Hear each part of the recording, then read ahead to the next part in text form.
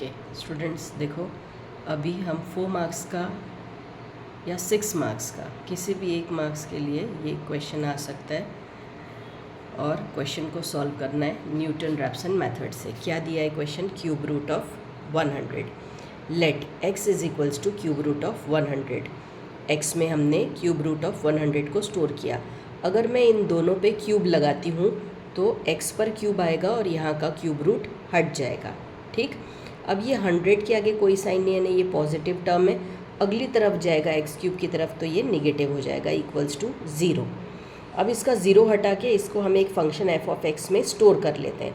मैं इसको डिफ्रेंशिएट अगर करूँ तो x क्यूब का डिफ्रेंशिएशन क्या होता है?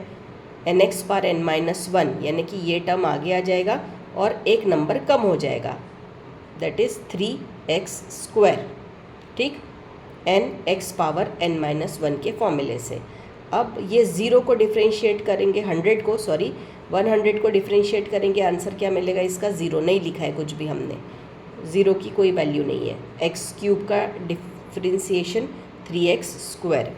अब क्या करना है? अब इसके रूट्स ढूंढना है। देखो मैंने x is equals to 0 put किया, f ऑफ 0 जहाँ पे x है वहाँ पे 0 डाला, आंसर मिला -100, मतलब वैल्यू 0 से छोटी। x is equals to 1 put किया, 1 पुट करने पर आंसर मिला -99, मतलब वैल्यू 0 से छोटी। x is equals to 2 put किया, 2 का क्यूब -100 -92 आंसर आया, वैल्यू 0 से छोटी। x is equals to 3, f of 3 cube -100 -73 answer आया, वैल्यू अभी भी 0 से छोटी।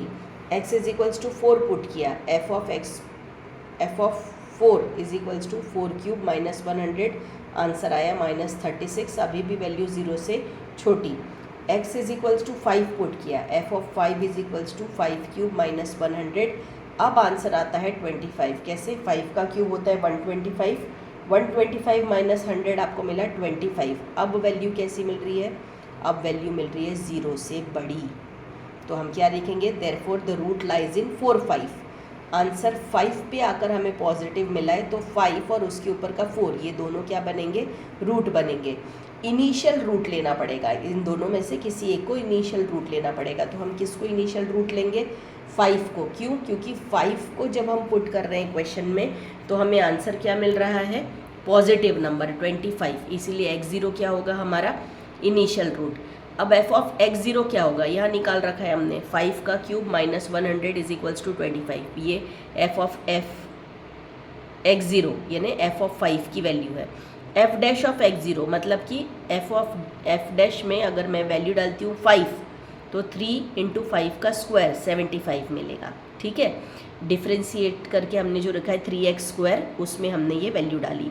तो बाय न्यूटन रैप्सन मेथड हम क्या लगाएंगे? अब इस पार्ट पे हम हमारा फर्स्ट इटरेशन लगाएंगे। ठीक है, फर्स्ट इटरेशन क्या लगेगा? अभी फर्स्ट इटरेशन हमारा लगेगा ऐसा कि x1 is equals to x0 minus f of x0 upon f dash of x0। ये न्यूटन रैप्सन मेथड का फॉर्मूला है। ठीक है, कि x1 is equals to x0 minus f of x0 upon f dash of x0। तो अब x0 कौन होगा? हमने 5 को इनिशियल रूट माना था, तो यहाँ 5। f ऑफ x0 मतलब f ऑफ 5 की वैल्यू हमने क्या निकाली? 25। f डैश ऑफ 5 की वैल्यू क्या निकाली? 75। इन सभी को सॉल्व करेंगे, हमें मिलेगा 4.666। x1 क्या है हमारा? अब 4.666, तो 4.666 को हम x क्यूब -100 में रखेंगे, आंसर मिला 1.586। ठीक है, f डैश ऑफ x1 में रखेंगे, f डैश ऑफ x1 यानी f डैश ऑफ 4.666 क्या मिलेगा? 3x स्क्वायर में डाल देंगे वैल्यू, 3x स्क्वायर की वैल्यू 65.314। अब ये आपकी पहली वैल्यू आ गई किसकी? x1 के लिए। सेकेंड इटरेशन करते हैं। सेकेंड इटरेशन यानी अभी हम क्या लिखेंगे? x2 is equals to x1 minus f of x1 upon f dash of x1 डाल दो। x1 की वैल्यू क्या है? 4.666 है, x1 की वैल्यू हमने यहाँ निकाली थी। ठीक, तो वो 4.666 हम यहाँ पर पुट करेंगे। f ऑफ x1 की वैल्यू हमने निकाल रखी है 1.586, यहाँ डाल देंगे 1.586। f डैश ऑफ x1 की वैल्यू 65.314, यहाँ डाल दिया। सबको सॉल्व किया तो x2 की वैल्यू क्या मिली 4.641। अब जो x2 आया है उसको क्या करेंगे, फिर से f ऑफ x2 में पुट करेंगे, इसका नाम f ऑफ x2 हो जाएगा, मतलब f ऑफ 4.641 डालेंगे कहाँ, x³ माइनस 100 में, आंसर मिला -0.038। अब क्या निकालेंगे, अब f डैश ऑफ x2 निकालेंगे। f डैश ऑफ x2 मैंने f डैश ऑफ 4.641, मतलब जहाँ डिफ्रेंशिएट करके हमारा 3x² मिला था, यहाँ पे स्क्वायर आएगा, 3x², उसकी वैल्यू 64.616 मिलेगी। ठीक है, अब हम निकालेंगे क्या, थर्ड इटरेशन। थर्ड इटरेशन क्या होगा, फिर से x3 is equals to x2 minus f of x2 upon f dash of x2। तो 4.641 हमें वैल्यू मिली थी f ऑफ x2 की 4.641।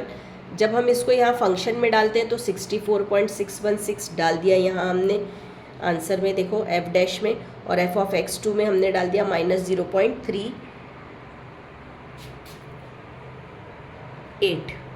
ये वैल्यू हमने यहाँ पे पुट कर दी इक्वेशन में।